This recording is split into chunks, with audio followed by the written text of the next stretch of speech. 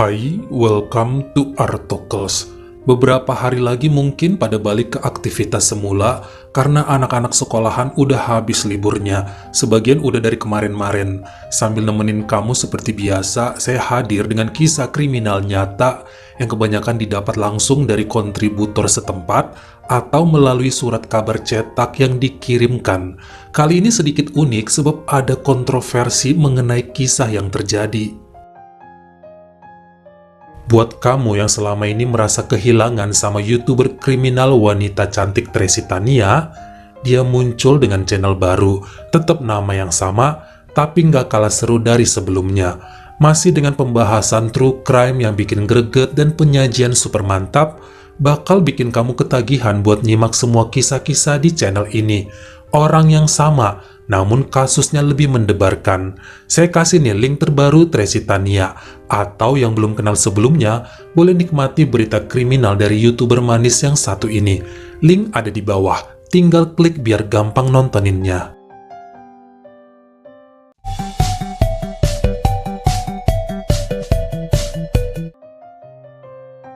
Pria tampan ini bernama Koko Kaing yang lahir di kota Bago, negara Myanmar pada tahun 1985. Ada kejadian aneh menimpa dirinya di pertengahan bulan Mei 2020 dan membuat sang istri menuntut orang lain atas kejadian tersebut.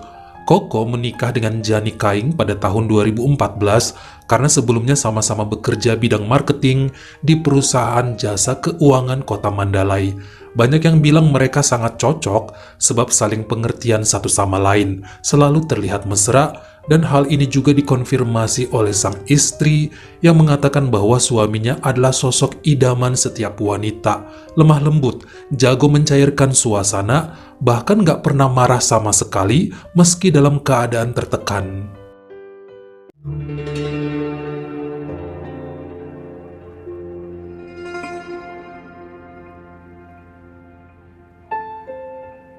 Pada tahun 2016, lahirlah putri mereka yang pertama serta begitu manis.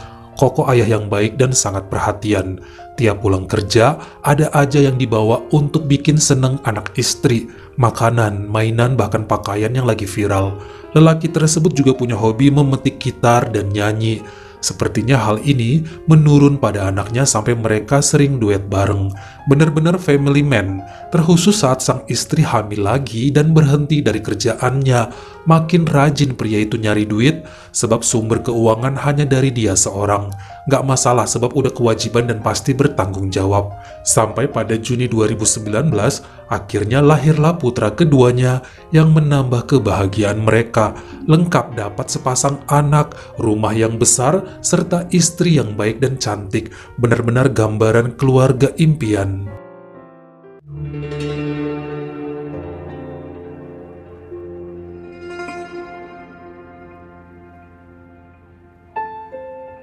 Setelah anak keduanya berusia 6 bulan, ternyata Koko mulai merasakan stres sendiri dengan keadaan dalam rumah yang berantakan dan bising.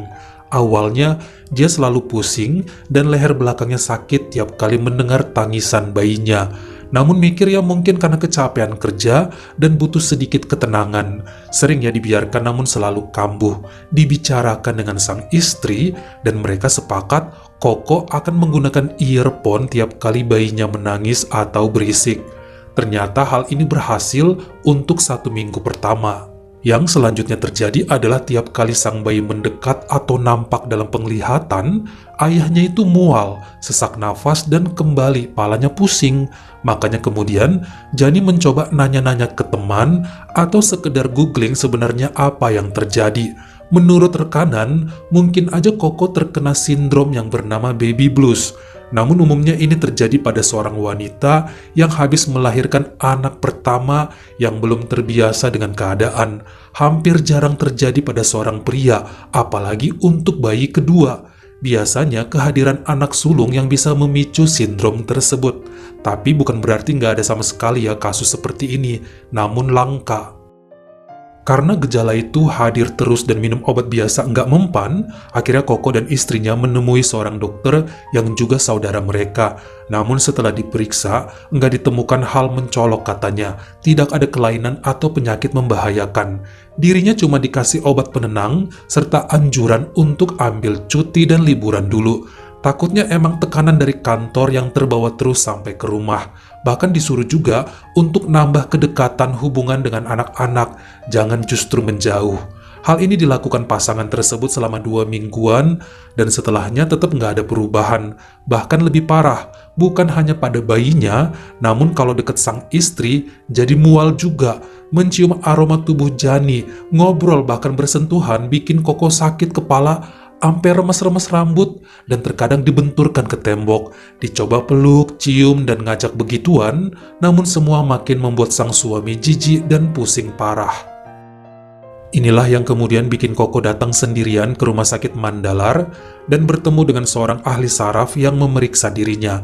Sepulang dari sana, baru dia cerita pada sang istri bahwa seorang dokter bernama Marsekin menyatakan dirinya terkena sindrom aneh dan harus menjauh sementara dari orang-orang tersayang. Kalau bisa, coba deh berhubungan badan dengan wanita lain sebagai terapinya. Meski terasa aneh, namun mereka berdua sepakat ngetes dan membayar seorang perempuan penghibur untuk memenuhi hasrat Koko. Ternyata nggak berhasil, tidak berjalan dengan baik. Lelaki itu mual dan nggak selera. Cara tersebut pun disingkirkan. Bahkan kemudian Koko sampai menyewa kamar kos dekat tempat kerja untuk menenangkan diri dan atas saran sang istri. Namun sering juga ya pulang karena kangen terkhusus sama putri sulungnya. Hari-hari selanjutnya sering ya Jani mendapat kabar dari rekan sekantor suaminya bahwa kepala Koko sering juga kambuh saat bekerja. Dicoba lagi untuk ngajak periksa, namun karena memang sering sibuk ngurus anak-anak, makanya cuma sang suami yang pergi sendirian. Kali ini, Koko bilang si dokter Marsekin baru saja melakukan tes tanya jawab dan terapi menggunakan foto serta wewangian untuk bisa lihat respon tubuhnya. Anehnya sekarang malah disuruh berhubungan dengan perempuan lain yang sudah bersuami, jangan wanita penghibur. Jani mulai kepikiran bahwa suaminya ngarang kali ya, tapi masa ia sampai sebegitunya? Kan bisa aja ya punya wanita idaman lain tanpa ketahuan. Ini justru minta izin kok, dan kepalanya emang sakit. Setelah perbincangan panjang, mereka setuju. Yang ditunjuk adalah sahabat Koko sendiri yang emang udah tahu tentang kondisi tersebut. Namanya adalah Tein yang sudah punya 2 anak. Istrinya Lelaikin yang menjadi target untuk bisa berhubungan dengannya. Tentu saja meski diajak diskusi demi membantu kesehatan Koko, Tein menolak semua dan gak peduli dengan kondisi sahabatnya. Gak masuk akal serta terdengar sangat menjijikan. Bahkan sempat secara diam-diam, Jani juga menghubungi Lelae supaya mau melayani suaminya tanpa diketahui Tein. Justru wanita tersebut menolak dan gak mau jadi bahan uji coba atau terapi yang melawan agama. Kalau emang mau sembuh ya ke dokter aja terus setiap hari. Kalau bisa rumah sakit luar negeri sana. Pada bulan Maret 2020, Koko pulang kerja dalam keadaan babak belur. Ternyata dia habis berantem dengan Tein karena masih juga maksa mau berhubungan dengan istri temannya itu. Dalam masa 2 bulan selanjutnya, Koko kebanyakan diam di kamar kos untuk mengurangi rasa sakit kepalanya. Istrinya datang juga ya tiap malam selama 1 jam tanpa membawa anak-anak mereka, nganter makanan sekaligus urus pakaian. Terlihat sang suami makin kurus dan daerah sekitar matanya menghitam, seperti kurang tidur dan banyak pikiran. Ada sih niat mereka untuk coba berobat ke rumah sakit yang lebih besar di kota Yangon atau bahkan ke luar negeri. Namun tabungan gak cukup dan sulit rasanya memakai biaya cadangan untuk pendidikan anak-anak kelak.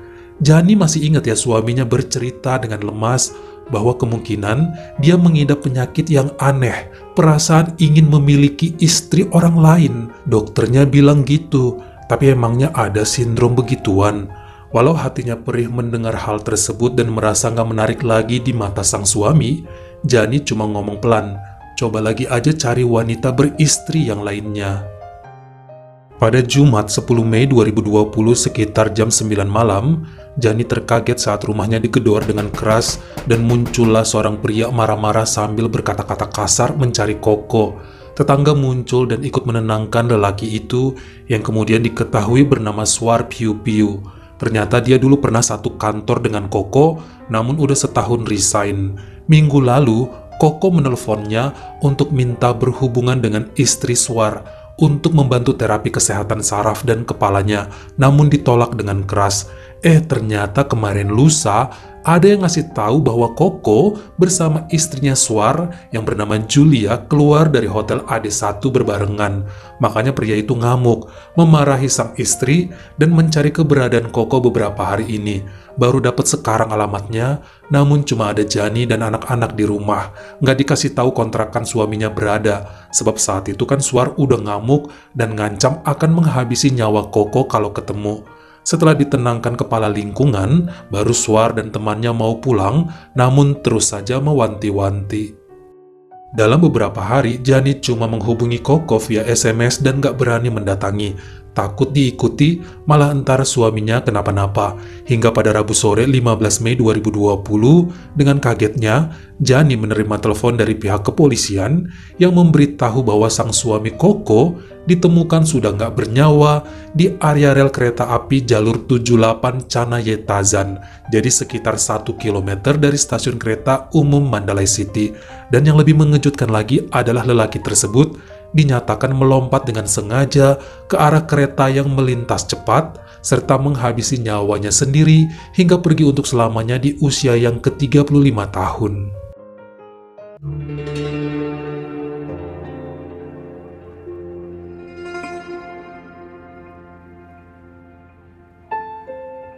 Jani bersama kedua mertuanya langsung mendatangi rumah sakit Siloam Pun Laing setelah dengar kabar tersebut. Memang benar itu adalah tubuh suaminya. Namun wanita itu yakin bahwa apa yang terjadi bukanlah seperti yang dikatakan pihak berwajib. Pasti ada unsur kesengajaan. Seseorang telah menghabisi Koko dengan maksud tertentu. Yakin ini berhubungan dengan pria yang datang ke rumahnya kemarin bernama Swar. Makanya kemudian bersama pengacaranya Daunin Yuwin, mereka melakukan pencarian dan tuntutan terhadap lelaki berusia 30 tahun tersebut. Bahkan saksi-saksi dari tetangga, kepala lingkungan dan temannya Swar juga dicantumkan pada BAP untuk dapat menyeret pria itu ke meja pengadilan, karena jelas dia melakukan ancaman sejak beberapa hari lalu. Karena aduan sudah masuk, akhirnya proses penyelidikan memang dilakukan selama kurang lebih 2 bulan. Sangat lambat bagi Jani yang udah stres duluan dan terus mendesak kepolisian paling nggak ya menahar Swar dulu. Namun sia-sia sebab lelaki itu nggak pernah ditahan selama investigasi berjalan. Menurut yang berwenang, alibi pria tersebut sangat kuat bahwa dirinya sedang berada di tempat kerja seharian itu dan nggak pernah bertemu dengan Koko sejak lama. Hal ini diperkuat dengan CCTV kantornya dan kesaksian rekan kerja. Lagi pula, CCTV di area rel kereta menunjukkan Koko sendirian selama 2 jam sebelum kejadian di stasiun, sebelum akhirnya berjalan gontai dan menerjang kereta yang akan lewat pada pukul 4 sore. Dirinya bahkan tidak membawa handphone saat itu, ditinggal di kamar kos. Memang sih ditemukan SMS dari Swar, namun kebanyakan cuma nanya, sedang di mana? Jangan sentuh istriku, saya mau ketemu. Dan semuanya nggak ada yang dibalas oleh Koko. Namun dari hasil penemuan penyidik justru banyak ditemukan hal janggal yang bikin Jani kaget mengenai suaminya. Pertama adalah keterangan dokter bernama Marsekin dari Rumah Sakit Mandalar yang katanya selama ini menangani kesehatan dan terapi Koko. Nah, dokter tersebut mengaku dan telah bersumpah tidak mengenal Koko dan belum pernah bertemu sama sekali. Hal ini juga diperkuat oleh suster yang menjadi asistennya yang bilang nggak kenal wajah ataupun nama pria tersebut, nggak pernah datang untuk berobat dan ikut sesi apapun. Bahkan saat dipertemukan, Jani yakin wajah Dr. Marsekin itu yang sering ditunjukkan fotonya oleh sang suami dulu. Tapi kok jadi aneh begini? Hal lainnya yang bikin shock adalah ternyata istrinya Swar yang bernama Julia diketahui pernah berhubungan dengan Koko secara diam-diam saat anak mereka masih 1, saat si bungsu belum lahir, dan kala itu Julia juga belum menikah dengan Swar. Yang uniknya lagi menurut pihak hotel AD1, Koko dan Julia sering nginap di sana sejak tahun 2018 bersamaan dan selalu ngaku sebagai pasangan suami istri. Ini dibuktikan dengan histori check-in KTP Koko di komputer manajemen hotel. Dan lagi-lagi bikin kaget adalah ternyata Julia bekerja di bagian kasir dan administrasi rumah sakit Mandalar, di mana Dr. Marsekin praktek. Namun dokter tersebut ngaku nggak begitu kenal Julia, karena hampir nggak ada urusan. Sempat juga ya wanita berusia 34 tahun tersebut diperiksa, namun alibinya kuat, nggak ada bukti serta histori dia menyakiti dan menghasut Koko. Bahkan kemudian wanita tersebut pindah bersama suaminya ke kota Yangon, sebab pemberitaan mulai mengusik kehidupan pribadi. Banyak kejanggalan dan pertanyaan muncul di benak Jani mengenai apa yang terjadi sebenarnya. Jika fakta mengatakan demikian, kenapa suaminya harus pura-pura sakit kepala? Kenapa kemarin harus izin segala jika mau berhubungan dengan wanita lain? Kenapa harus bohong tentang dokter dan hasil diagnosa? Apa sebenarnya dia sehat dan baik-baik aja? Jika begitu, kenapa harus menghabisi nyawa sendiri dan terlihat stres beberapa jam sebelum kejadian? Bersama pengacaranya sempat juga ya bertanya-tanya ke kantor sang suami tentang gelagat Koko. Atasannya bilang, dari info karyawan lain, lelaki itu sering mengeluh sakit kepala serta leher. Bahkan ada yang ngomong dia kena sindrom tentang ketertarikan dengan istri orang lain. Serta satu hal lagi yakni punya kasbon senilai 5 juta kyat atau sekitar 30 jutaan rupiah. Tapi tampaknya beberapa hal tersebut belum terlalu kuat untuk bisa menjadi alasan dia pergi dengan sengaja. Meski berharap pihak berwenang terus melanjutkan penyelidikan, namun tetap menemui jalan buntu dan kasus kepergian Koko pun ditutup per bulan September 2022 kemarin. Sementara Suar dan istrinya Julia dianggap bersih dan bebas tanpa ada tuntutan apapun. Bagaimana menurut kamu? Kira-kira apa yang menjadi alasan Koko jika benar dia sengaja mengakhiri segalanya di rel kereta api? Atau mungkin ada hal yang visi terjadi namun luput dari CCTV sekitaran stasiun Mandalay? Kamu komen di bawah. Kalau kalian suka sama video ini, jangan lupa ya klik like serta tombol share-nya. Buat yang baru pertama kali mampir atau udah sering mampir tapi belum berlangganan, jangan lupa klik dulu tombol subscribe dan juga dinyalain notifikasinya. Supaya lain kali kalau misalnya saya upload video baru, kamu jadi orang pertama yang tahu. Follow juga Instagram saya jika berkenan di Artokels S-nya 2. Dan jangan lupa untuk nontonin semua video saya yang lainnya. Ingat ya, tetap jaga jari dan juga lidah kita supaya nggak nyakitin hati orang lain. Terima kasih.